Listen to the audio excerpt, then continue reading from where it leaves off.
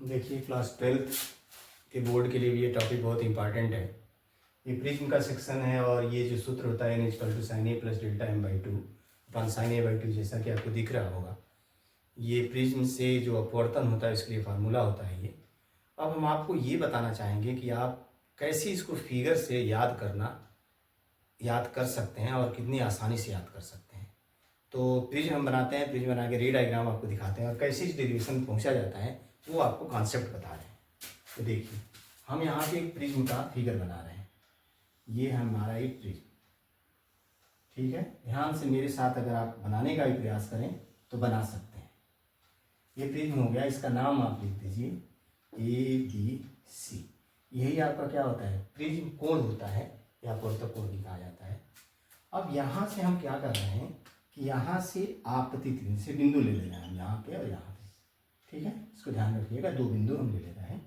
अब जब दो बिंदु आपने ले लिया तो यहाँ पे अभिलंब पहले ड्रॉ कर लीजिए इस तल पे, और एक तल पे यहाँ ड्रॉ कर लीजिए। ये पहले काम, ठीक है। इस तरह से आप अभिलंब पहले ड्रॉ कर लीजिए और इसका नाम यहाँ लिख दीजिए E, ठीक है। अब आप क्या करिए कि ये कि यहाँ से आपतित किरण डालिए।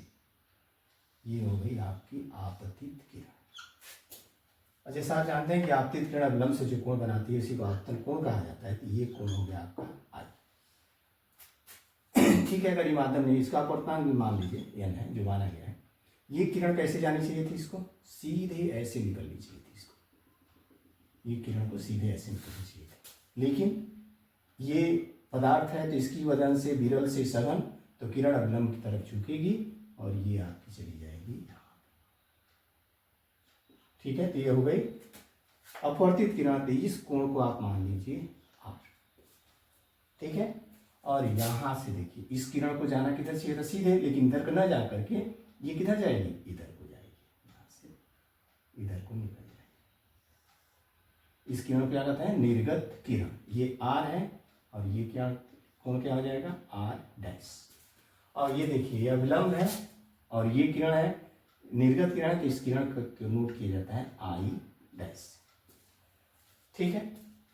अब इस किरण को देखिए, इस किरण को जाना चाहिए था इधर, चली गई इधर, तो ये इस लाइन को किरण को पीछे बढ़ाएगी तो यहाँ काट रही। यही आपका क्या है, विचलन। इसी कोण को कहते हैं डेल्टा, यानी विचलन कोण, ठीक है। अब तो सब कुछ क्लियर दिख रहा होगा आपको। ABC हो गया आपका। यहाँ पे देखिए अलग अलग बुक में अल्फ़ाबेट अलग अलग नोट किए जाते हैं, उससे कोई बहुत मतलब नहीं है। यहाँ हम इसको नाम दे दे रहे हैं P और इसको नाम दे दे रहे हैं Q।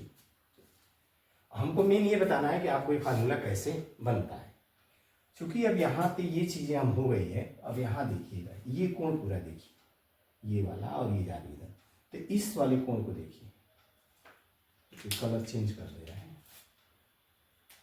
इस वाले कोण को देखिए आप, इस वाले कोण को, ये पूरा ये रेखा और ये रेखा, ये दोनों हैं, तो ये पूरा कोण क्या है, I, और ये R है, तो ये कितना हो जाएगा, I और माइनस क्या हो जाएगा, R। उसी तरह से यहाँ देखिए ये पूरा I डैश R डैश, तो ये वाला कोण देखिएगा, ये हो जाएगा I dash minus R dash. तो अंदर के दोनों कोण हमको पता है, चल रहे, क्योंकि इसकी जरूरत पड़ेगी कोण हमको निकालने के लिए, ठीक। इतना तो क्लियर हो चुका होगा आपको। अब देखिए कैसे इन कोणों को कैलकुलेट किया जाता है। तो इसमें प्रॉपर्टी लगाई जाती है बहिष्य कोण की। तो देखिए यहाँ इस कोण को देखिए, ये जो डेल्टा है इस त्रिभुज को, इस त्रिभुज का हम चाहे तो कोई नाम भी लिख लेते हैं, यहाँ यम लिख दे रहे हैं, यम PQ। किताबों में देखिए अलग नाम मिला होगा, लेकिन यहाँ से आप समझिए ये यम PQ त्रिभुज का ये बहिष्य कोण है, और बहिष्य कोण अपने अंदर के कोणों के योग के बराबर होता है। तो ये जो डेल्टा होगा इस कोण के बराबर होगा। तो यहाँ आप लिख सकते हैं delta is equal to I minus R और plus I dash minus R dash. अब इसमें किया जाता है, इनके प्लस वालों को एक जगह किया जाता है। तो इसको जब ब्रैकेट में खोलिएगा तो I प्लस I डैश एक जगह हो जाएगा और ये माइनस हो जाएगा R और प्लस R डैश। इस तरह से ये समीकरण बन जाता है डेल्टा का। इसको समीकरण आप एक चाहें तो बना सकते हैं।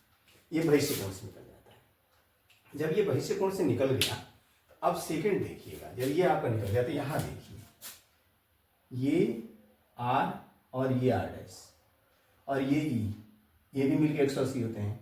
और यहाँ देखिएगा ए और ई भी मिलकर 180 अंश होगा। क्यों? क्योंकि ये दोनों कोण 90-90 अंश के होते हैं, क्योंकि लंब ही हमने पहले ही ड्रॉ किया था। तो यहाँ से दो कंडीशन एक मिलती है कोण ए प्लस कोण ई बराबर 180। ठीक है, एक शर्त तो ये मिलती है। ठीक है, इसको हम 2 नंबर डाल दे रहे हैं। और एक हमको ये मिलता है, यहाँ से देखिए ई आर आर डैश, यहाँ से मिलता है R plus R dash plus E बराबर भी 180 मिलता है। तो इन दोनों समीकरण में आप जब देखिएगा तो ये कोण ए जो होगा ये हो जाएगा आर प्लस आर डैश। इन दोनों समीकरण से जब आप देखिएगा तो कोण ए जो हो जाएगा आर प्लस आर डैश के बराबर होगा। यहाँ तक जब आप पहुँच जाते हैं तो अब अल्पतम विचलन की कोण ए का हमको मान पता चल गया। अल्पतम विचलन, अब कंडीशन ये होता है कि अल्पतम विचलन, तो अब आप लिखेंगे अल्पतम विचलन, अल्पतम विचलन। और अल्पतम विचलन में होता क्या है, आई जो होता है आई डैश होता है, आर जो होता है आर डैश होता है, और डेल्टा क्या बन जाता है, डेल्टा एम। यही चीज होती है अल्पतम विचलन में। आई जो होता है आई डैश के बराबर बन जाता है, आर आर डैश के बराबर, और डेल्टा डेल्टा एम हो जाता है।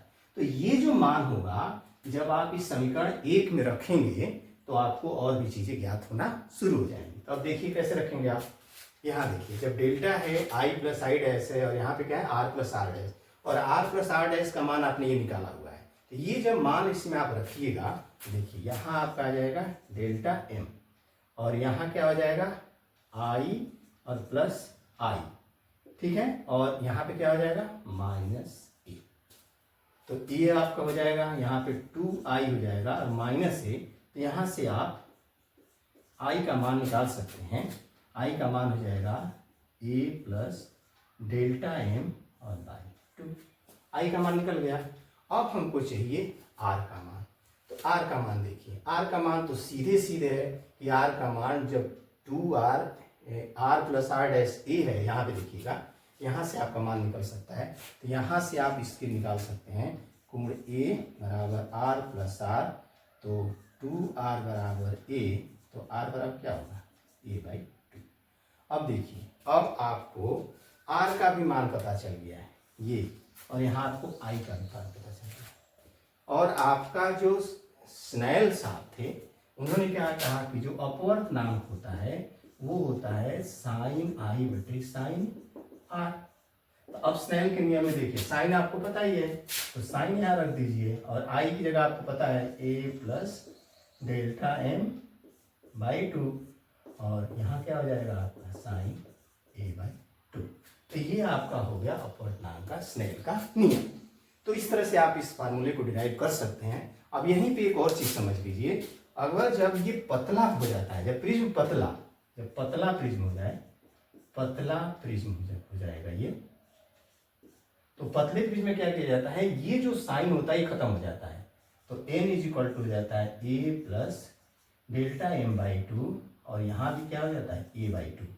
जब इसको आप सॉल्व कर देंगे तो इसमें से मान निकल जाता है। जैसे आप यहाँ इसको n इंटू ए बाई 2 कर लीजिए, और a plus delta M by 2 कर लीजिए। 2 से 2 को, यहाँ ये पूरे का 2 है, तो 2 से 2 को काट दीजिए।